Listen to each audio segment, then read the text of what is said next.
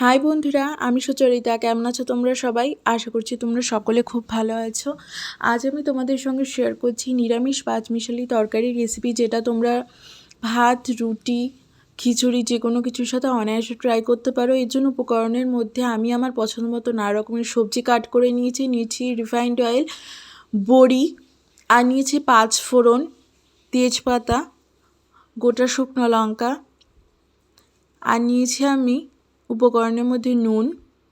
তারপর চলে যাই পরবর্তী উপকরণের মধ্যে। আমি নিয়েছি জিরে গুঁড়ো, হলুদ গুঁড়ো, আর নিয়েছি চিনি।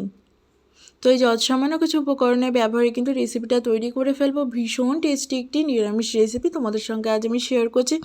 এই রেসিপিটা শুরু থেকে শেষ অবধি দেখতে থাকো, তোমাদের সকলের ভীষণই ভালো লাগবে। তো অনায়াস দিনে, নিরামিষ দিনে বাড়িতে এই রেসিপিটা ট্রাই করে ফেলতে পারো। তারপর এদিকে কড়াই ওভেনে বসিয়ে দিয়েছিলাম। কড়াইটা গরম হয়ে এসেছে, তার মধ্যে কিন্তু রিফাইন্ড অয়েল পরিমাণ মতো আমি অ্যাড করে দিলাম। এরপর কি করব, বড়িটাকে ভেজে তুলে নেব।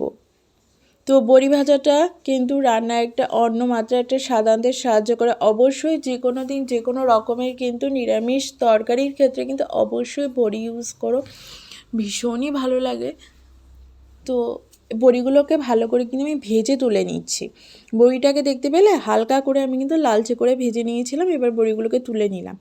সেই বড়ি ভাজা তেলের মধ্যে কিন্তু আমি তেজপাতা আর শুকনো লঙ্কাটাকে কিন্তু ছিঁড়ে অ্যাড করে দিলাম। দিয়ে এরপর আমি অ্যাড করে দিচ্ছি ফোড়নে 5 ফোড়নটাকে। এবার ফোড়নটাকে একটুখানি টেলে নিতে হবে। তারপর কিন্তু আমরা অ্যাড করে দেবো কেটে রাখার সমস্ত সবজিগুলোকে।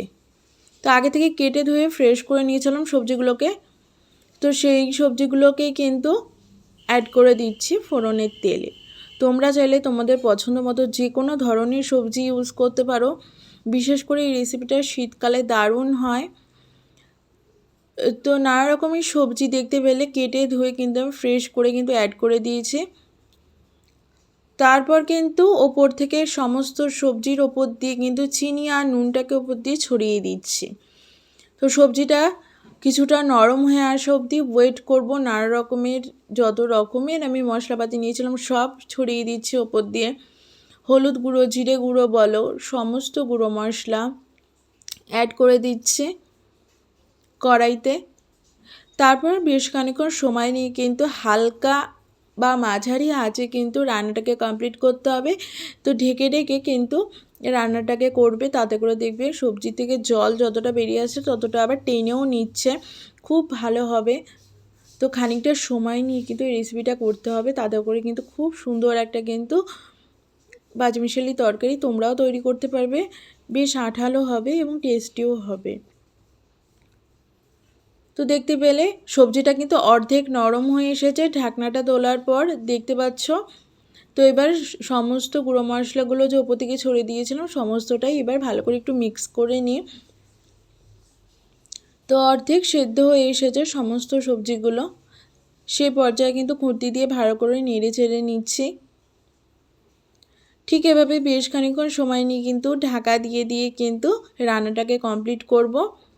আস্তে আস্তে সমস্ত সবজি দেখবে ভালো করে কিন্তু গলে গেছে এবং খুব সুন্দরভাবে কিন্তু সেদ্ধ হয়ে গেছে। আবারও ঢাকা দিয়ে দিলাম বেশ খানিকক্ষণ সময়ের জন্য। আবারও ঠিক ঢাকনাটা তোলার পর ঠিক এরকম একটা কিন্তু লুকস এসেছে। তারপর আবারও বেশ খানিকক্ষণ সময় নিয়ে একটু কষিয়ে নেব। তো কষিয়ে কষিয়ে রেসিপিটাকে কমপ্লিট করতে হবে। ভীষণ ভালো লাগবে, রুটির সাথে দারুণ লাগবে। ডিনারে রুটির সাথে ট্রাই করতে পারো। তারপর দেখতে পেলে ভেজে রাখা যে বড়িগুলো আগে তুলে নিয়েছিলাম সেগুলোকে অ্যাড করে দিলাম সবজির মধ্যে। দিয়ে বড়িগুলোকেও ভালো করে এবার মিক্স করে নিচ্ছি সবজির মধ্যে। খুব ভালো লাগবে রেসিপিটা, একবার ট্রাই করতে পারো অনায়াসে। তো খিচুড়ির সাথে এই রেসিপিটা কিন্তু ট্রাই করতে পারো, ভীষণই ভালো লাগবে। এছাড়া কিন্তু সাদা ভাতেও দারুণ লাগে। গন্ধরাজ লেবু দিয়ে জাস্ট একবার ট্রাই করতে পারো, ভীষণই টেস্টি একটা রেসিপি। আর এরকম একটা নিরামিষ যদি তরকারি হয় পাতে, তো আর কিছুই লাগে না যদি স্বাদ মতো তৈরি করতে পারো। তো এক থালা ভাত কিন্তু নিমিষেই উড়ে যাবে। রেসিপিটা খুবই ভালো, কিন্তু টেস্টি, ট্রাই করে দেখতে পারো। তারপর সবজিটা বেশ খানিকক্ষণ সময় নিয়ে যে কষিয়ে নিয়েছে, এইরকম দেখতে পাচ্ছ সবজিটা সম্পূর্ণ কিন্তু সেদ্ধ হয়ে এসছে, নরম হয়ে এসছে। রান্না আমার শেষের পথে, এবার গ্যাসটাকে অফ করে দেবো। তো তোমরাও কিন্তু এরকম রেসিপি তৈরি করে ফেলতে পারো আমার রেসিপিটাকে সম্পূর্ণ ফলো করে। ভিডিওটি ভালো লাগলে please do like, share and subscribe to my channel. তোমাদের সকলের সাথে খুব শীঘ্রই নতুন কোনো ইউনিক ভিডিও নিয়ে চলে আসবো। রান্নাটাকে আমি সম্পূর্ণ কিন্তু প্লেটিং করে দিয়েছি, দেখো অবশেষে কি মিষ্টি লাগছে। ভিডিওটি ভালো লাগলে অবশ্যই কিন্তু লাইক করতে ভুলো না।